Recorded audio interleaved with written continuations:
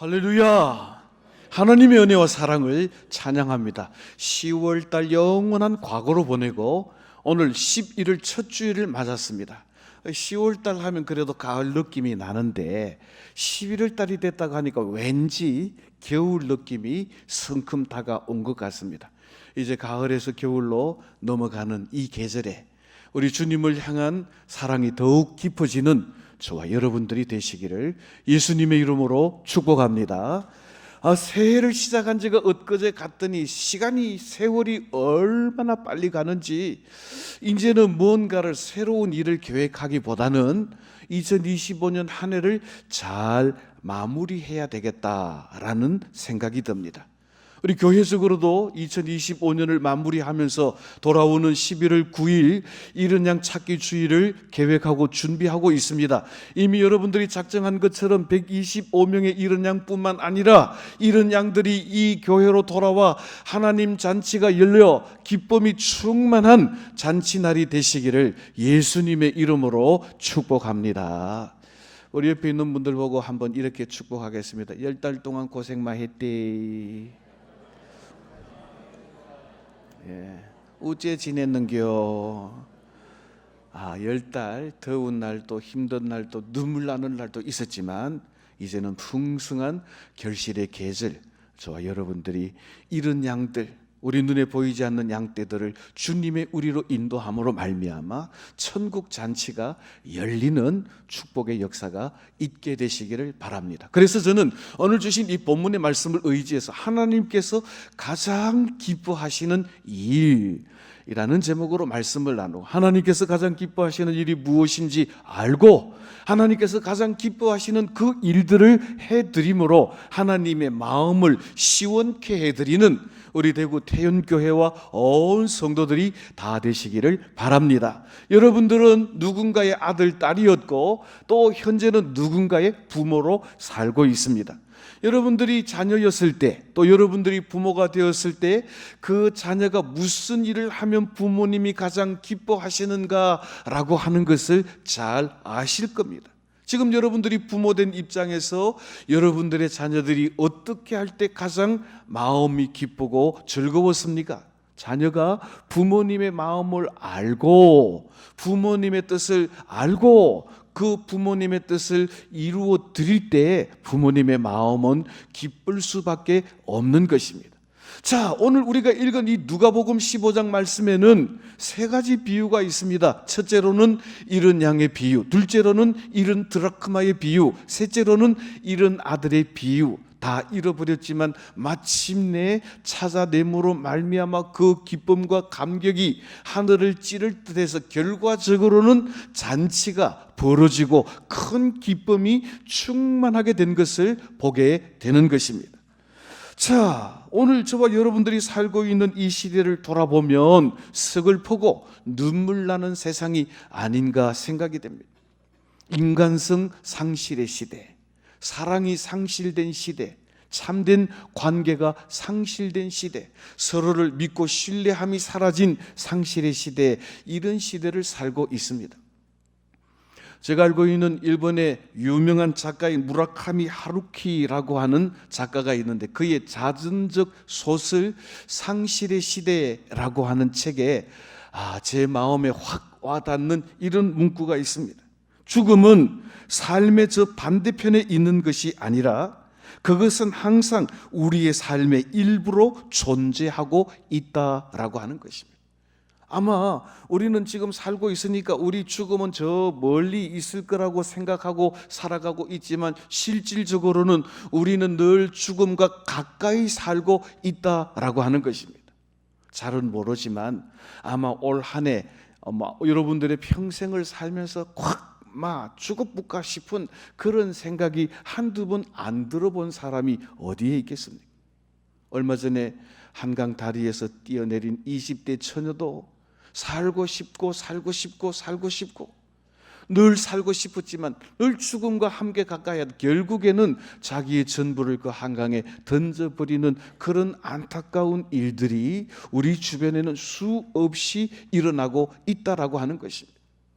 아마 여러분들 중에 SNS, 이 소셜 네트워크 서비스라고 말하는데 사회 관계망 서비스, 주로 유튜브 혹은 카톡 혹은 페이스북 혹은 인스타그램 이런 걸 하는 분들이 있을 겁니다. 그래서 카톡 친구들이 있는데요, 이렇게 아침에 카톡을 착 펴면 새로 프로필을 업데이트한 친구들 쭉 나와요.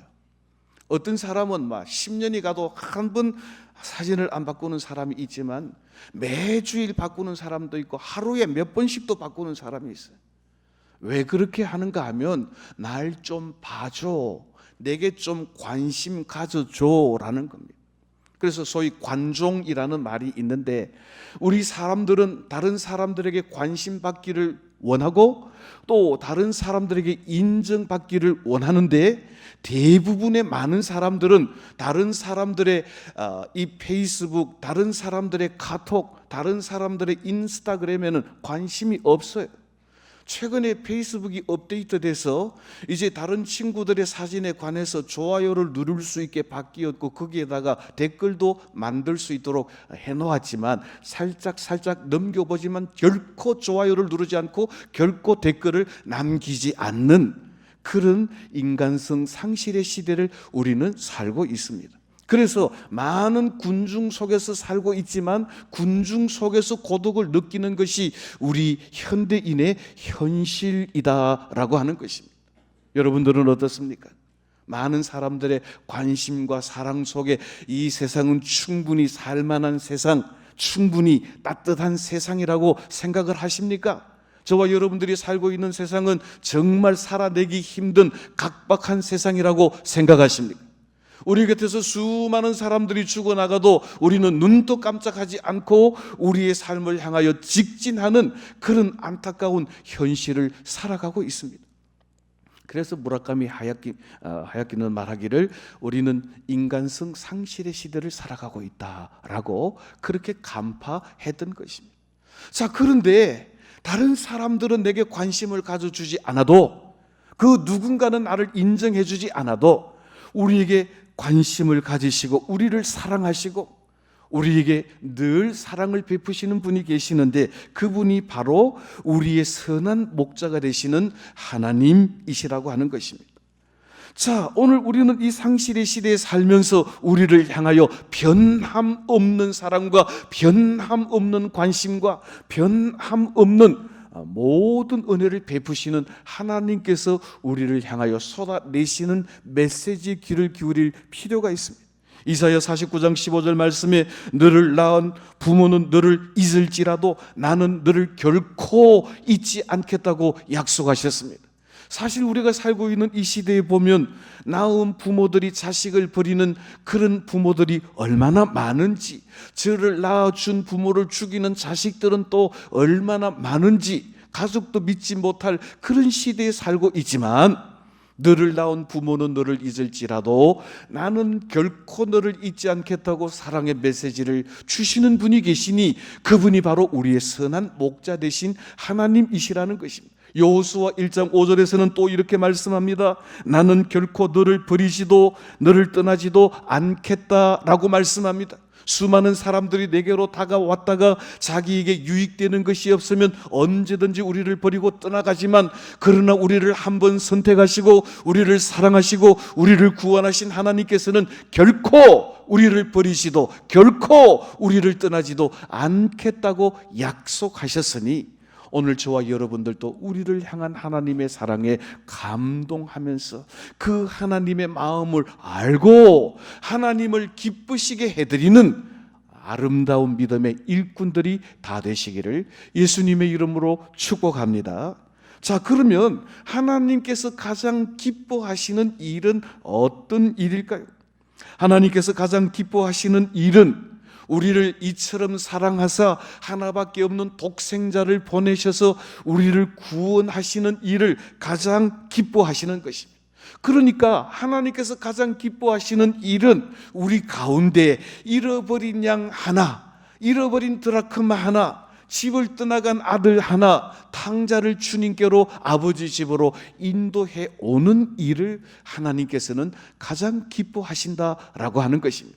그래서 예수님께서는 오늘 본문에서 이 세 가지 비유, 이런 양의 비유, 이런 드라크마의 비유, 또 잃어버린 아들의 비유를 통하여 하나님께서 가장 기뻐하시는 일이 어떤 일인지, 우리가 하나님의 백성으로, 하나님의 자녀로 하나님 아버지를 기쁘시게 하기 위해서는 어떤 일을 해야 하는지 분명하게 말씀하고 있다라고 하는 것입니다. 오늘 본문 4절로 6절 말씀 한 절씩 교독을 하겠습니다. 제가 먼저 4절 말씀 봉독합니다. 너희 중에 어떤 사람이 양 100마리가 있는데 그 중에 하나를 잃으면 99마리를 들에 두고 그 잃은 것을 찾아내기까지 찾아다니지 아니하겠느냐? 다 같이 합니다.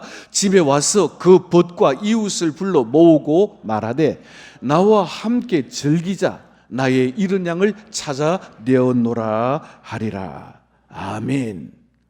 자, 오늘 여기 보면 인간성 상실의 시대 가운데 나라고 하는 존재, 하나님의 형상대로 지음을 받은 존재가 잊혀지고 있는 이 시대에 하나님께서는 얼마나 우리를 주목하시고 사랑하시고 관심 가지고 있는 목자이신지를 이 말씀을 통해 보여주고 있는데, 4절 말씀에 보니까 신실하고 선한 목자가 100마리의 양떼를 치고 있는데 그 가운데 한 마리의 양을 잃어버리면 어떻게 한다는 것입니까? 나머지 99마리의 양떼들을 들판에 두고, 아무리 바빠도 그렇지 이 양떼들을 우리에 갖다 놓고 찾으러 가든지 그래야 되는데 99마리를 들판에 두고 목자의 온통 관심과 모든 집중은 잃어버린 한 마리 양에게로 향하고 있다라고 하는 것입니다.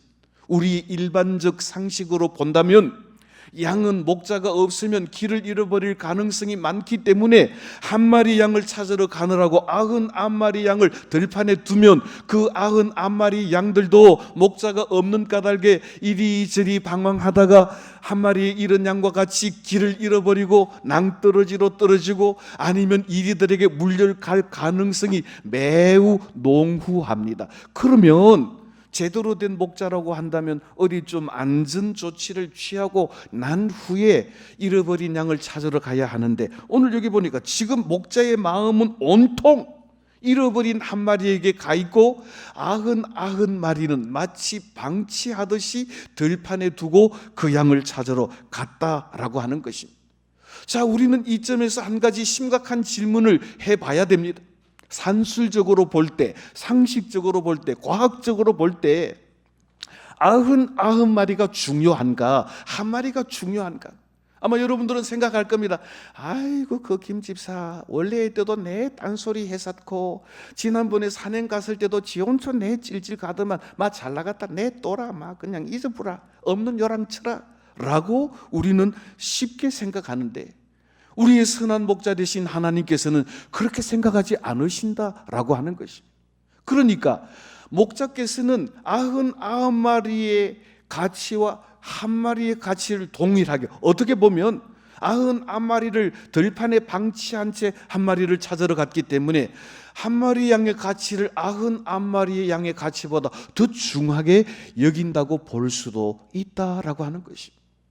오늘 이 아침 예배드리는 사랑하는 성도 여러분, 우리는 매주일 만나 악수하고 박수하고 찬송하고 예배하는 그 성도 말고, 아니 지난주도 안 보이더만 한 달째 안 보이는 잃어버린 한 어린 양에 관하여 목자가 가지고 계신 마음, 하나님께서 가지고 계신 마음이 오늘 이 아침 저와 여러분들의 마음으로 회복되어지시기를 예수님의 이름으로 축복합니다.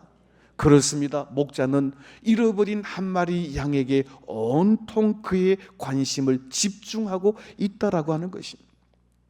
이 점에서 좀 더 엄밀하게 한번 따져봅시다. 오늘 성경에서는 분명히 잃어버린 한 마리 양이라고 그랬는데, 목자가 방심해서 잃어버렸을까요? 아니면 양이 제 멋대로 가서 잃어버렸을까요? 이런 양이라고 하는 이 말은 헬라어로 이렇게 되어 있습니다. 아폴로스라는 말입니다. 아폴로스란 말은 앞으로 나아가다, 파괴하다라는 말인데, 이 아폴로스라는 말은 두 단어가 합쳐진 합성입니다. 아포라는 말은 앞으로, 어디 앞으로 나가다라는 뜻이고, 로스라는 말은 파괴, 죽음의 자리로, 이런 뜻입니다. 그러니까 이 두 단어가 합쳐져서 앞으로 나갔는데 어디로 나갔는가 하면 죽음의 자리, 파괴의 자리로 나갔다는 것입니다. 옆에 있는 그림을 보십시오. 여러분들이 주일학교 때 많이 보았던 성화입니다. 왈선 군면의 성화인데, 여러분들 이 양이 지금 어디가 있습니까? 낭떠러지로 떨어져, 지가 죽는 줄 모르고, 자기가 깨질 줄 모르고, 파괴될 줄 모르고, 목자를 따라가지 않고 저 혼자 앞으로 쫄쫄쫄 가다가 죽음의 자리, 사망의 자리, 시편 기자의 표현으로 말하면 사망의 엄침한 골짜기에 떨어지고 말았다라고 하는 것입니다. 자, 그렇게 엄밀하게 따지면 엉덩이에 뿔난 양같이 지 멋대로 목자 음성도 듣지 않고 앞으로 뭐가 있는가 싶어서 쫄쫄쫄쫄 나갔는데, 그 길이 사망의 엄침한 골짜기요, 낭떠러지요, 자기가 깨어지고 다칠 자리인 줄로 모르고 나가버린, 그래서 목자의 음성에 귀 기울이지 않고 부주의해서 자기 멋대로 행동한 이 양에 관해서 충분히 징계하고 내버려 둘만 하지만, 그럼에도 불구하고 목자는 제 멋대로 가버린, 그래서 성경에는 잃어버린 양이라고 명목상으로 말하고 있지만 실질적으로는 제 고집대로 행하다가 마침내 죽음의 자리에, 파멸의 자리에 이르게 된 이 양을 찾아가는 마음이 목자의 마음이라고 하는 것입니다. 어떤 의미에서 보면 99마리 양 무리를 이탈해서 제 멋대로 길을 가다가 앞으로 나가다가 낭떠러지인지 모르고 떨어져서 다치고 찢긴 이 양의 입장에서 본다면 변명할 여지가 없는 것입니다. 지 잘못으로 그랬는데 뭐 내비두지 말라고 애를 써가면서 그렇게 데려오노라는 생각이 들 수도 있겠습니다. 그럼에도 불구하고 외면적으로는 잃어버렸지만 실질적으로는 제 멋대로 위험한 곳으로, 죽음의 자리로, 절벽의 자리로 가버렸던 이 양을 찾아 나서는 것이 목자의 마음이라고 하는 것입니다. 예수님께서도 말씀하십니다. 왜 이 목자는 잃어버린 한 마리 양을 찾으러 갔는가? 한 영혼의 가치가 천하보다도 귀하기 때문에 그렇습니다. 성경 말씀 마태복음 16장 26절 말씀해 보니까 우리 주님 친히 말씀하시기를, 사람이 만일 천하를 얻고도 제 목숨을 잃으면 무엇이 유익하리요? 또 목숨과 바꿀 것이 무엇이 있겠느냐라고 말씀하시면서 한 영혼의 가치가 천하보다 귀하다고 말씀하십니다. 사랑하는 성도 여러분, 오늘 제 갈 길로 갔다가 위험에 처가 죽음의 위기에 처한 엉덩이에 뿔난 양 같은 이 양을 찾아가는 목자의 마음은 그를 불쌍히 여기는 마음이요, 그것까지도 배신하고 또 제멋대로 행동한 그것까지도 용서하고 용납하는 사랑의 마음이라고 하는 것입니다.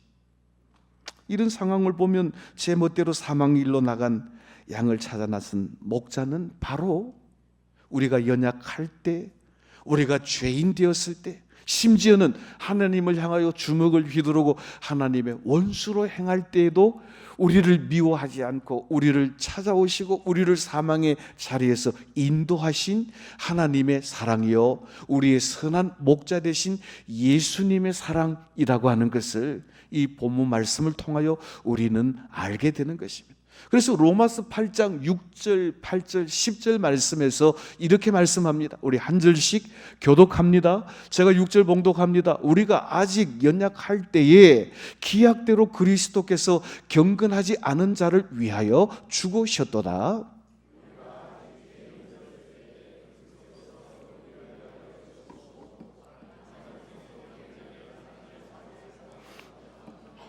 다 같이 합니다. 곧 우리가 원수 되었을 때에 그의 아들의 죽으심으로 말미암아 하나님과 화목하게 되었은즉 화목하게 된 자로서는 더욱 그의 살아나심으로 말미암아 구원을 받을 것이니라.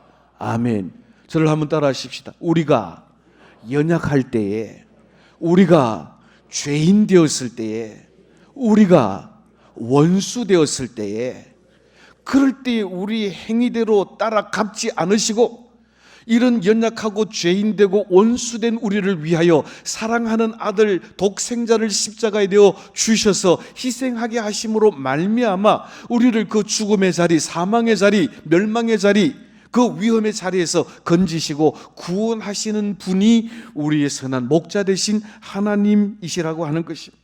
사랑하는 성도 여러분, 우리는 돌아보면 내 마음대로 행할 때가 많았습니다. 하나님의 말씀은 이러함에도 불구하고 하나님의 말씀과 반대대로 내 생각대로 내 계획대로 행할 때가 많았습니다. 그러다가 실패하고 넘어지고 자빠지고 이것이 아니구나 라고 하는 생각이 들 때가 많았습니다. 집을 나간 아들도 그렇습니다. 그는 잃어버린 아들이 아니었습니다. 그는 이미 아버지께서 살아계심에도 불구하고 아버지가 돌아가신 후에 돌아올 유산을 먼저 달라고 요청하고 아버지를 버리고 해외로 나가서 모든 창기들과 그 모든 재산을 탕진해버리고 마침내 되지만도 못한 인생이 되고 났어야 그제야 아버지가 생각났습니다. 그럼에도 불구하고 그 아들을 내치지 않으시고 상거가 먼데도 끌어안으시고 아들의 지위를 회복시켜 주시고 가락지를 끼워 주시고 아버지의 유산을 차지할 수 있는 아들의 권세를 회복시켜 주시는 것을 보게 되는 것입니다. 잃어버린 양을 찾아가는 목자의 마음, 집 나간 아들을 용납하시는 아버지의 마음은 바로 모든 이들을 구원하시기를 기뻐하시는 하나님 아버지의 마음이라고 하는 것입니다. 그런데 오늘 이 본문 말씀을 보면 이런 아버지의 마음을 가장 잘 알고 아버지의 마음을 기쁘시게 해주는 분이 누구신가? 그분이 바로 예수님이셨습니다. 요한복음 6장 54절로 64절 말씀을 보시면 여러분들이 내가 이 땅에 온 것은 내 뜻을 행하려 함이 아니요 나를 보내신 아버지의 뜻을 행하려 함이라. 42절에 보니까 내게 오는 자는 멸망치 않고 구원을 얻게 하는 것이 아버지의 뜻이다 라고 선포하신 후에 그분께서 행하신 일이 무엇인가? 오늘 본문 1절과 2절에 이렇게 말씀합니다. 다 같이 한 절씩 교독합니다. 제가 1절 보겠습니다. 모든 세리와 죄인들이 말씀을 들으러 가까이 나오니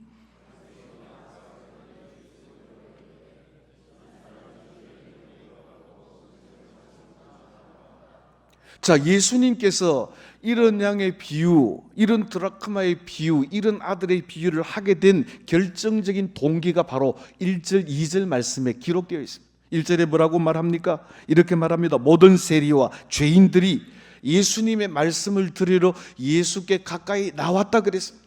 그때 대제사장들과 서기관과 바리새인들은 뭐라고 했습니까? 기회가 있는 대로 예수를 책잡아 죽이려고 의논했다는 것입니다. 그렇게 책잡기를 원하는 이 바리새인들과 서기관들이 예수님을 유심히 관찰하다가 보니까 예수님께서 세리들과 창기들과 죄인들과 함께 어울리시고 음식을 먹고 그들과 교통하시는 것을 보고 그를 책잡기 위해서 꾸짖습니다. 오늘 2절 말씀해 보니까 이렇게 말씀합니다. 수군거려 이르되 이 사람이 죄인을 영접하고 음식을 같이 먹는도다. 사랑하는 성도 여러분, 그 당시 예수님 당시의 죄인은 창기와 세리들이 대표적인 인물들이었습니다. 그런데 예수님께서 죄인인 그들을 찾아가시고 만나주시고 초청하시고 함께 음식을 잡수시고 하나님의 나라의 복음을 증거하는 이유가 뭡니까? 그들이 잃은 양들이요 그들이 잃어버린 아들이요 딸들이기 때문에 그러하다는 것입니다. 하나님께서는 잃어버린 영혼을 찾아 구원하는 것을 가장 기뻐하시는데 예수님께서 이 땅에 오신 목적도 하나님의 뜻을 이루시기 위해 오셨는데 잃어버린 양들을 찾아 구원하시는 그 일을 위하여 유대인들에게는 버림을 받았고 의인들이라고 불리는 그룹에서는 소외된 그들을 만나시고 그들과 교제하시고 그들에게 하나님의 나라를 선포하시고 하나님의 복음을 증거하시는 일이야말로 하나님께서 기뻐하시는 일, 하나님께서 원하시는 일을 우리 주님께서 이 땅에 오셔서 가장 잘 행하셨다라고 하는 것을 보여주고 있는 것입니다. 그래서 예수님께서는 의도적으로 경건한 유대인이라고 하면 어울리지 않는 사마리아인들을 위하여 찾아가셨습니다. 그래서 사마리아 성에 수가성 여인을 만나서 구원을 선포하셨고, 또 그곳에 있는 수르보니게 여인 가나안 여인에게 귀신 들린 딸을 구원할 뿐만 아니라 하나님의 나라를 그에게 선포하신 것입니다. 자, 우리 누가복음 5장 30절로 32절 말씀 한번 보실까요? 이렇게 말씀합니다. 제가 30절 봉독합니다. 바리새인들과 그들의 서기관들이 그 제자들을 비방하여 이르되 너희가 어찌하여 세리와 죄인과 함께 먹고 마시느냐?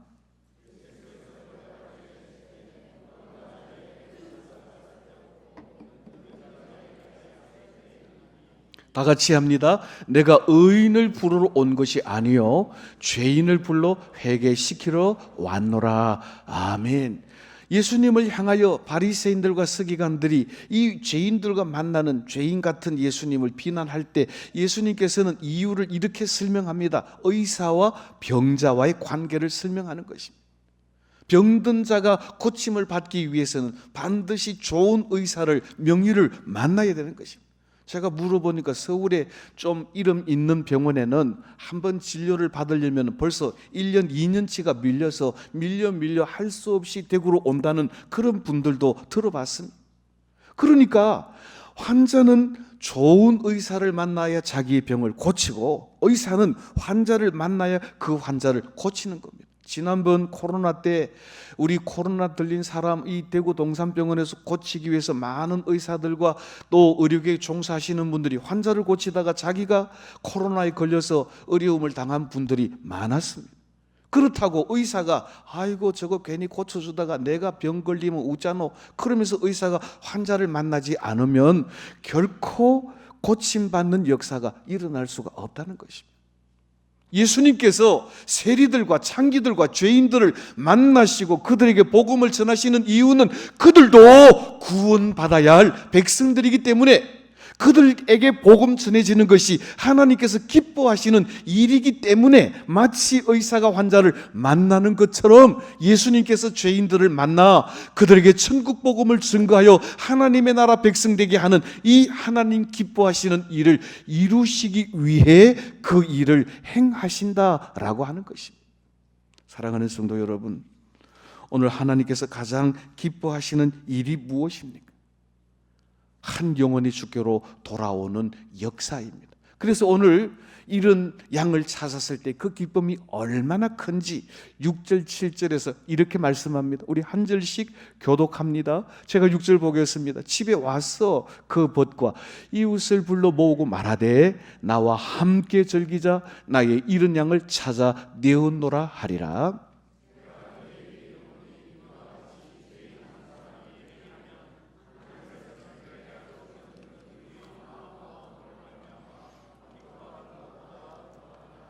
아멘. 여러분들 한번 상식적으로 생각해 보십시오.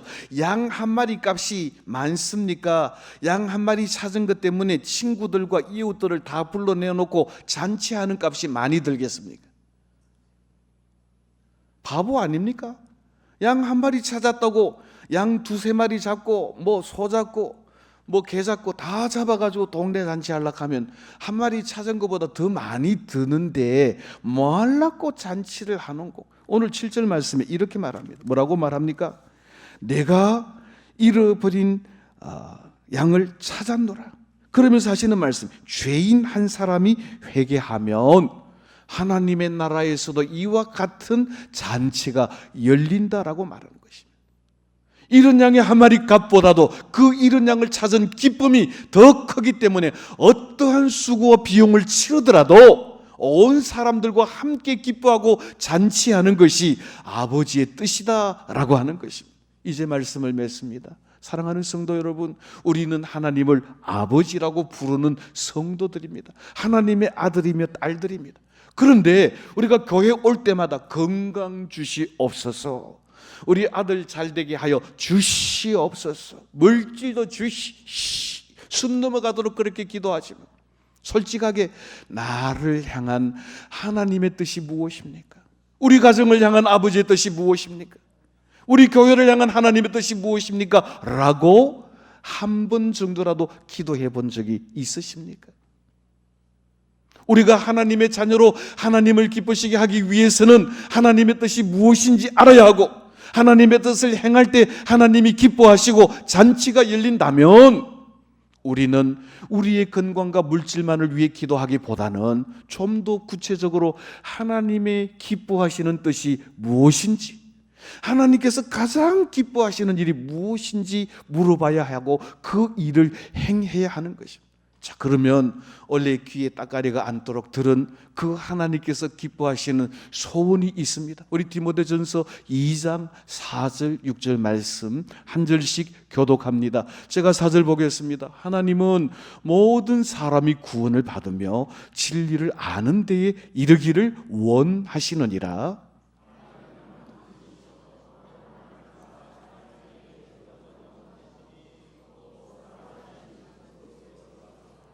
아멘. 하나님의 뜻, 하나님의 소원은 모든 사람이 구원을 얻는 것이라고 합니다. 여러분들 가정에, 여러분들 친척 중에, 여러분들 친구들 가운데 아직도 구원을 얻지 못한 사람이 있다면 이 말씀에 주목하시기를 바랍니다. 하나님께서 기뻐하시고 원하시는 일은 진리를 아는데, 이 진리는 누군가 5절에 설명합니다. 그분은 하나님과 인간 사이의 중보자가 되신 유일하신 목자이신 그리스도라고 자랑하고 있습니다. 그러니까 예수 그리스도를 자랑하여 예수 그리스도를 믿고 구원을 얻게 하는 이 일이 하나님께서 원하시는 일이요, 하나님께서 가장 기뻐하는 일이라고 하는 것입니다. 설교 시작하면서 말씀드렸습니다. 올해도 이제 2달도 안 남았습니다. 이제는 무슨 일을 하기보다는 정리해야 될 시간입니다. 우리는 한 해를 마무리하면서 우리 교회의 이런 양들, 어쩌면 이런 양이 아니라 지멋대로 나간 양들일 수도 있어요. 여러분들 전도회에서, 여러분 사랑방에서, 여러분들 기관에서, 여러분들 주일학교에서 잃어버린 양들을 찾아 주님께로 인도하여 잔치가 열리는 것, 이것이 하나님께서 기뻐하시는 일이라고 한다면 다음 주일 이런 양 초청잔치에 하나님의 교회 잃어버린 양들을 초청하여 양 한 마리가 돌아온 것보다도 더 많은 비용이 들지라도 하나님의 나라에서 열리는 그 천국 잔치가 우리 대구 태연교회 저와 여러분들의 심령에 천국 잔치로 열리게 되고 하나님을 기쁘시게 하는 잔치가 열려지게 되시기를 예수님의 이름으로 축복합니다.